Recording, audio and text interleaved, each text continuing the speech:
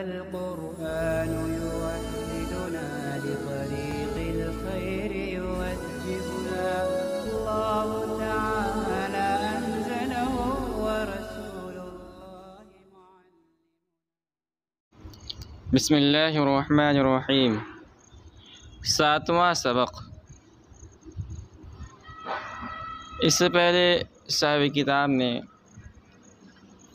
दलालत की बहस को शुरू किया था और उसके बाद उन्होंने दलालत के जो अक़साम हैं उनको तफसील के साथ बयान किया। अब यहाँ से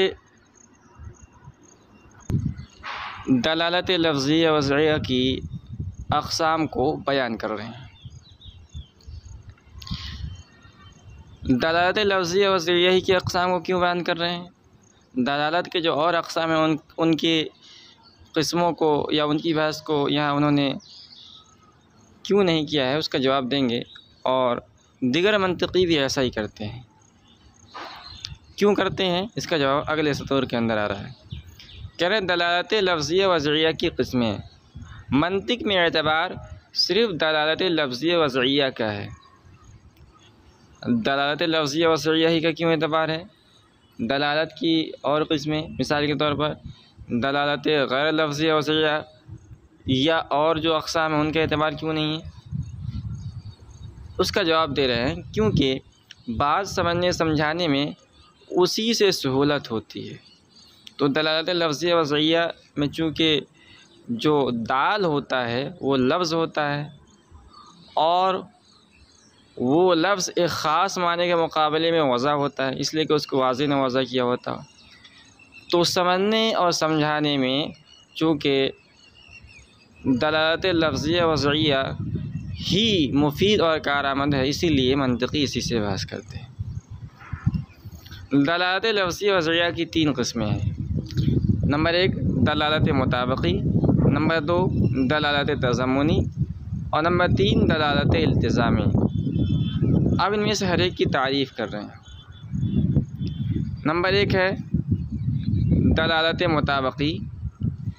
वो दलालत है जिसमें लफ्ज़ अपने पूरे माने मौज़ू लहू पर दलालत करे। यहाँ ये बात ज़हन में रखें कि दलालत लफ्ज़िया वज़इया इस नाम से ज़ाहिर हो रहा है कि इसमें एक लफ्ज़ होगा और उसका एक ख़ास माना होगा जिसके लिए वो वज़ा किया गया होगा। इतनी बात तो समझ में आ रही है। अब उस ख़ास माने के लिए यानी दूसरे अल्फाज में कह लें जो दाल है और मदलूल है, तो दाल जो अपने मदलूल पर दलालत करेगा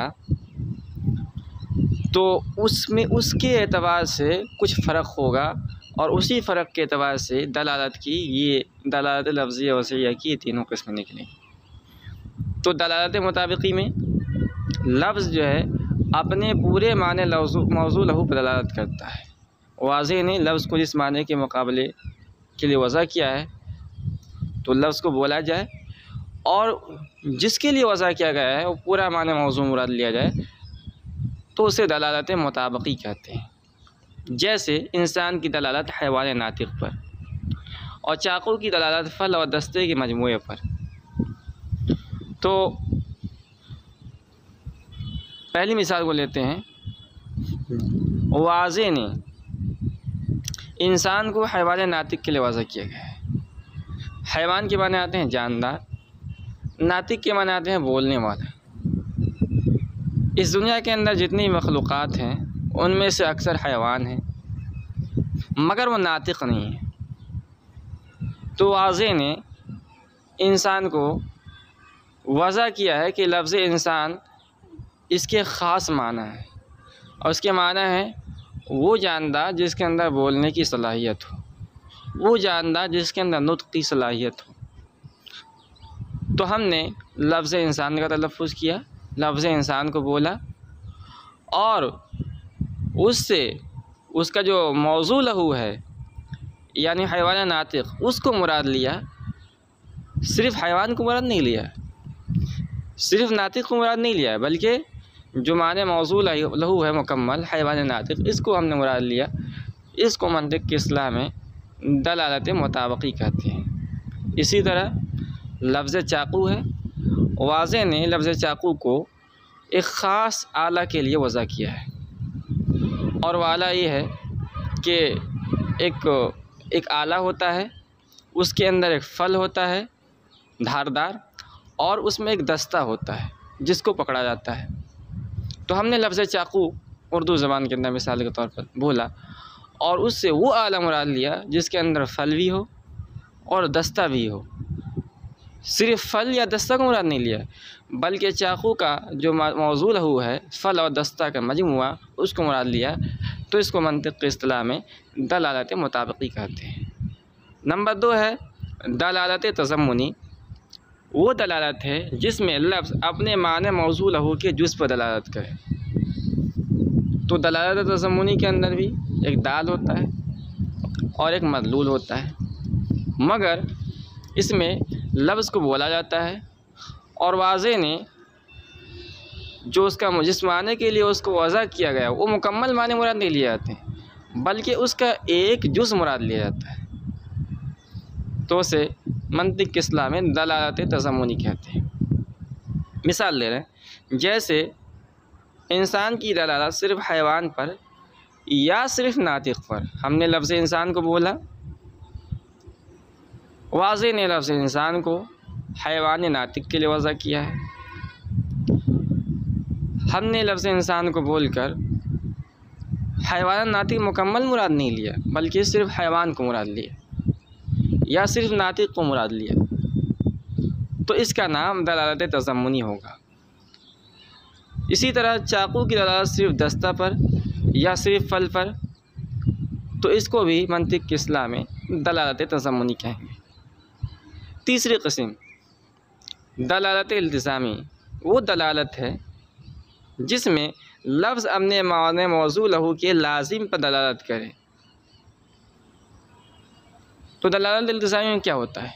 लफ्ज़ होता है, एक ख़ास माना के लिए वज़ा किया जाता है, और उस ख़ास माने के लिए एक दूसरी चीज़ लाजिम होती है। तो लफ्ज़ बोलकर उसका माने मौजू लहू मुराद नहीं लिया जाता है, बल्कि उसके माने मौजू के लिए जो शय लाजिम है उसको मुराद लिया जाता है। उसे दलालत इल्तिज़ामी कहा जाता है। इसको और आसान अल्फाज में अगर हम समझना चाहें तो उर्दू में उसको यूँ समझें कि बसा औक़ात दो लोगों के अंदर बहुत ज़्यादा दोस्ती होती है, बहुत ज़्यादा ताल्लुक़ होता है, और हम उनमें से एक शख्स के नाम को बोलते हैं मगर उसको मुराद नहीं लेते हैं। हालांकि मिसाल के तौर पर ज़ैद है और अमर है, ये दोनों दोस्त हैं, आपस में इनका ताल्लुक़ है। अब ज़ैद एक ख़ास आदमी का नाम है और अमर एक ख़ास दूसरे आदमी का नाम है। तो होना ये चाहिए था कि ज़ैद का तलफ़्फ़ुज़ करके हम ज़ैद को जो मुशख़्ख़स है उसको मुराद लेते, अमर का तलफ़्फ़ुज़ करके जो अमर है जिसके लिए मुशख़्ख़स है, जिसके लिए मौज़ू है, मुराद लेते। मगर हम ऐसा नहीं करते हैं। हमने ज़ैद का तलफ़्फ़ुज़ किया और उससे अमर को मुराद लिया, और अमर को इसलिए मुराद लिया कि ज़ैद के लिए अमर लाजिम है। दोनों आपस में इतना ताल्लुक़ है कि दोनों हमेशा एक साथ रहते हैं। तो उस लुज़ूम की वजह से, उस ताल्लुक़ की वजह से हमने लफ्ज़ ज़ैद का तलफ़्फ़ुज़ करके अमर को मुराद लिया। तो इसको दलालत इल्तिज़ामी कहते हैं। मिसाल लिया उन्होंने, जैसे इंसान की दलालत काबिलियत इल्म पर, तो हमने लफ्ज़ इंसान को बोला और लफ्ज़ इंसान को वाज़े ने हैवान नातिक़ के लिए वज़ा किया, मगर हैवान नातिक़ के लिए काबिलियत इल्म यानी आलिम होना ये लाजिम है। लाजिम का मतलब है उसके लवाजिम में से है। तो लफ्ज़ इंसान को बोलकर काबिलियत इल्म मुराद लेना ये दलालत इल्तिज़ामी कहलाएगा। तमरीन, झेल में दाल और मदलूल लिखे जाते हैं, उनमें दलालत की किस्में बताओ। सबसे पहले है नाबीना, आँख।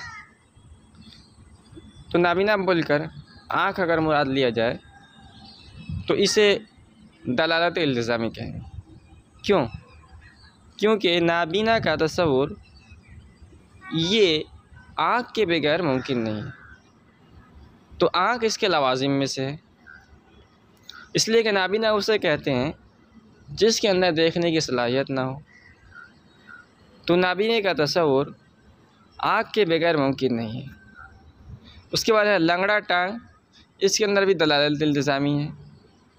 उसके बाद है दरख्त बोलकर शाखें मुराद लें, ये दलालत तज़म्मुनी है, इसलिए कि दरख्त को सिर्फ़ जो है शाखों के लिए वज़ा नहीं किया गया है, उसके अंदर जड़ भी होता है।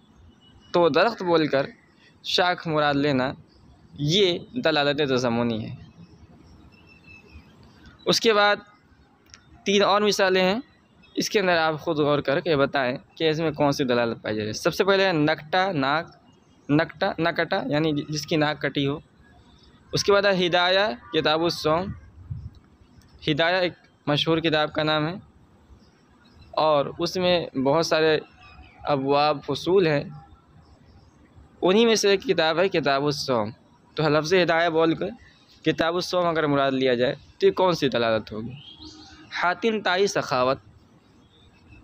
हातिम ताई एक मशहूर आदमी का नाम है जो बहुत ज़्यादा सखी था, सखावत के अंदर मशहूर था। तो हातिम ताई बोल कर अगर सखावत मुराद लिया जाए तो ये कौन सी दलालत होगी? इन तीनों में आप गौर करके बताएं।